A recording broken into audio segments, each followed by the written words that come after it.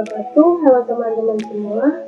Perkenalkan, nama saya Nindya Rika Puwanti dengan NIM 2892150207 dari Program Studi Manajemen kelas Regional Plus. Pada kesempatan kali ini saya akan membahas materi operasional kegiatan logistik dari mata kuliah Manajemen Logistik dengan dosen pengampu Ibu Wina Sari Kusuma Ningtyas, SIP SE MM. Yang pertama ada operasi pergudangan. Keberadaan gudang merupakan salah satu bagian usaha menyeluruh perusahaan untuk mendapatkan kegunaan waktu, tempat, dan kegunaan lainnya. Penetapan jumlah dan lokasi gudang akan ditentukan oleh lokasi produksi dan pasar yang akan dituju. Secara tradisional, pergudangan telah digunakan sebagai sarana untuk menyimpan barang selama dalam tahapan proses logistik. Terdapat dua tipe dasar persediaan yang mengalami penyimpanan, yaitu bahan baku, komponen, suku cadang, dan barang jadi. Yang kedua, ada kegunaan pergudangan. Pergudangan digunakan untuk mendukung kegiatan manufaktur, menyatukan produk dari beberapa fasilitas produksi yang dikirim ke pelanggan tunggal untuk memecah dari pengiriman yang besar menjadi pengiriman yang lebih kecil-kecil dalam upaya memuaskan para pelanggan dan mengkonsolidasi jumlah pengiriman yang kecil untuk pengiriman pada volume yang lebih besar. 1. Gudang sebagai pendukung manufacturing. Di sini gudang berfungsi sebagai tempat holding atau switching material selanjutnya. Yang kedua, gudang yang menyatukan. Fasilitas gudang berfungsi sebagai area untuk menyatukan di mana produk yang datang dari pemasok atau produsen bersifat tunggal. Yang bervariasi adalah pihak pemasok atau pabrik. Yang ketiga, gudang konsolidasi sebagai tempat untuk mengumpulkan barang yang berasal dari beberapa lokasi asal, misalnya pabrik, untuk disalurkan ke lokasi tujuan, misalnya retail. Yang keempat, ada gudang pemecah. Berperan dalam memecah satuan barang dalam bentuk bulk menjadi satuan kecil agar bisa dikirim ke pelanggan. Yang ketiga, ada pola lokasi gudang. Gudang posisi pasar. Tujuan didirikan gudang posisi pasar untuk menggabungkan pembelian dari tempat-tempat yang jauh dan mengisi kembali persediaan pada toko-toko eceran. Contohnya, penentuan gudang posisi pasar yang dilakukan oleh perusahaan gudang garam di kota-kota kabupaten seluruh Indonesia. Yang kedua adalah gudang posisi produksi, adalah penempatan gudang yang terletak dekat dengan pabrik sehingga akan dapat bertindak sebagai penghimpun produk yang dibuat dari berbagai pabrik. Contoh perusahaan Indofood di Indonesia. Yang ketiga, gudang posisi antara, yaitu penempatan gudang yang terletak di antara para pelanggan, konsumen, dengan pabriknya ditujukan untuk meningkatkan para pelanggan utama dan menarik konsumen baru. Yang keempat, ada tipe pergudangan menurut Douglas M. Lambert. Cross-docking. Cross-docking adalah pemindahan barang dari truk pada proses penerimaan barang langsung menuju truk pengiriman. Pada dasarnya, cross-docking merupakan proses pemendekan pengiriman langsung dari penerimaan barang tanpa melalui proses layaknya aktivitas pergudangan. Keuntungan cross-docking secara umum dapat mencapai 50% lebih efisien dibandingkan pola distribusi secara tradisional karena tidak dilakukannya proses pergudangan. Gudang kontrak. Gudang kontrak adalah merupakan variasi dari tipe gudang umum yang diselenggarakan antara pengguna dengan penyelenggara jasa pergudangan. Penyelenggara jasa pergudangan mengontrak gudang dalam jangka panjang hanya kepada satu klien saja, dan operasinya kedua belah pihak berbagi risiko yang berfokus pada produktivitas, pelayanan, dan efisiensi bukan berdasarkan pada variasi dan struktur tarifnya. C. Gudang umum. Banyak tipe gudang umum meliputi gudang dagang untuk produk manufaktur, gudang pendingin, gudang bonet, gudang barang rumah tangga dan furniture, gudang komoditas khusus, gudang curah. Setiap tipe gudang dilaksanakan dengan pelayanan khusus yang berbeda. Yang kelima, fungsi operasi pergudangan.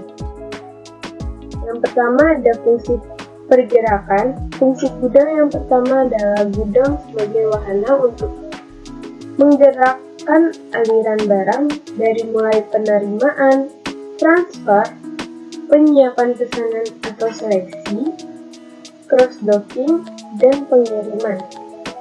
Yang kedua ada fungsi penyimpanan. Fungsi ini bisa dilakukan secara sementara atau semi-permanen. Gudang sementara menitik beratkan pada fungsi pergerakan dan hanya untuk memenuhi persediaan.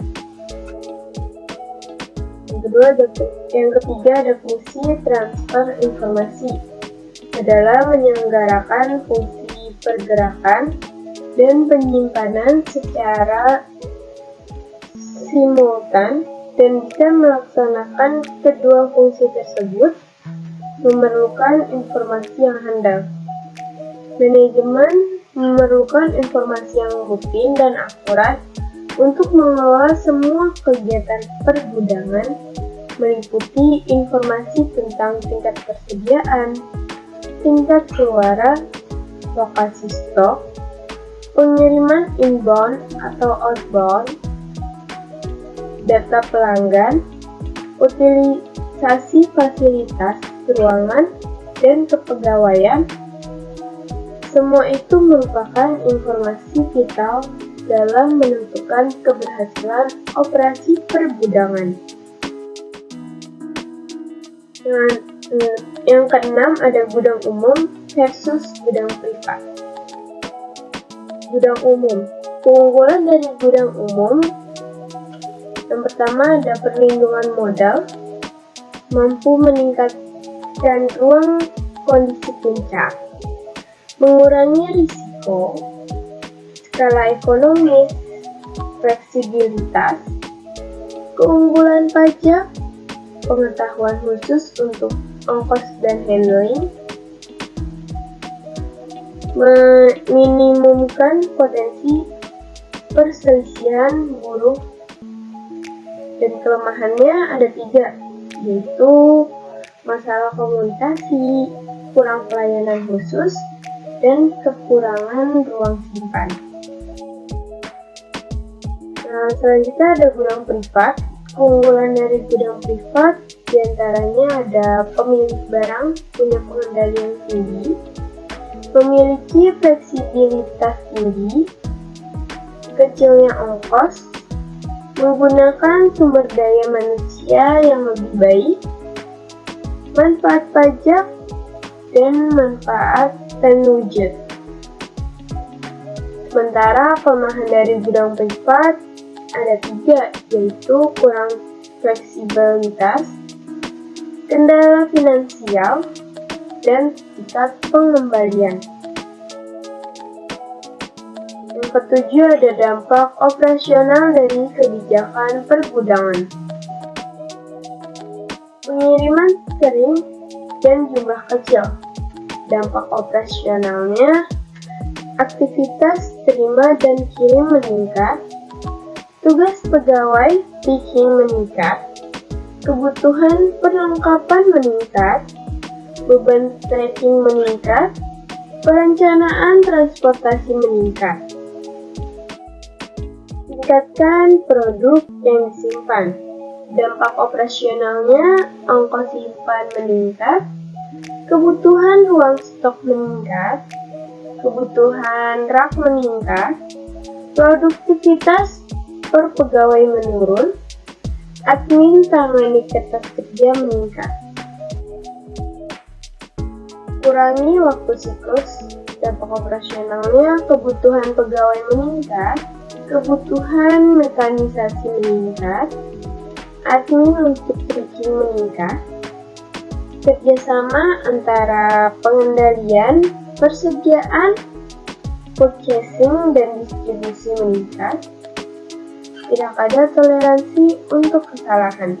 Dampak operasionalnya, operasi kisi meningkat, relasi pelanggan negatif, dan pengurangan potensi profit margin. Layanan nilai tambah pada pusat. Dampak operasionalnya, permintaan pelanggan meningkat untuk pelayanan PC, packing, prepack, ticketing, labeling, dan kit assembly. Pegawai meningkat, berdampak waktu siklus, dan pegawai admin tracking lead meningkat. Yang terakhir, kebutuhan informasi real time. Dampak operasionalnya, tracking layanan nilai tambah, pengendalian persediaan, pembelian, transportasi, manufaktur, penjualan, dan distribusi yang saling tergantung, dan waktu respon lebih cepat terhadap pelayanan pelanggan. Adapun contoh kasusnya yaitu pandemi COVID-19 menghantam semua lini ekonomi dan bisnis di Indonesia. Salah satu sektor yang terpapar cukup fatal adalah logistik. Penerapan new normal pun diprediksi tidak mudah mengangkat kembali bisnis logistik.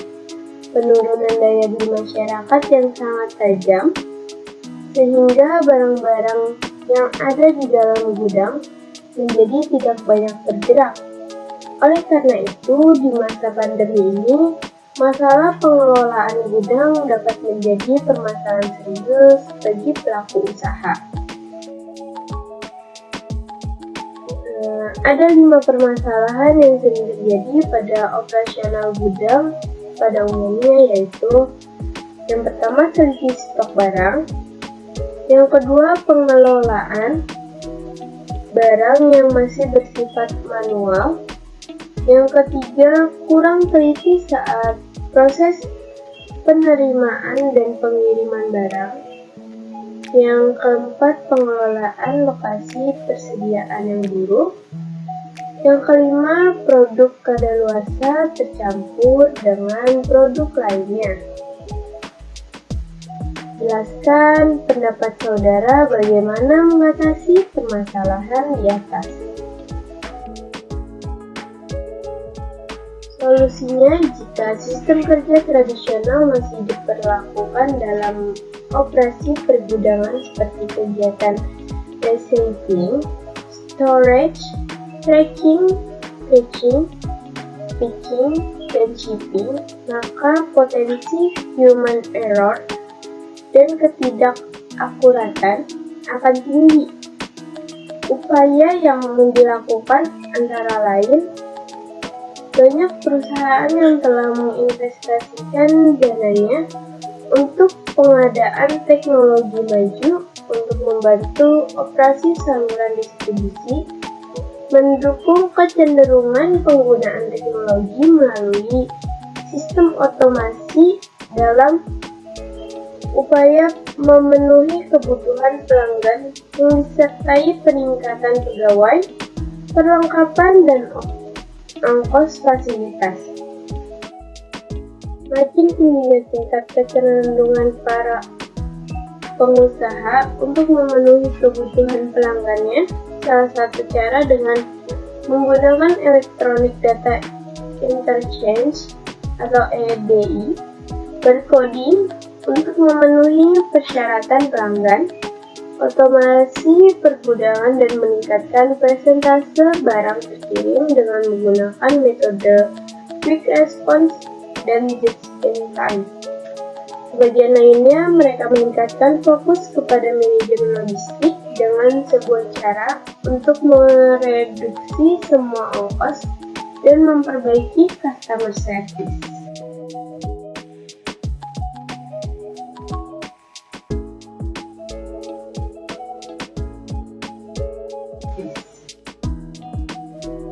Saja bisa saya sampaikan, kurang lebih mohon dimaafkan apabila ada salah kata. Wabillahi taufiq wal hidayah. Wassalamualaikum warahmatullahi wabarakatuh.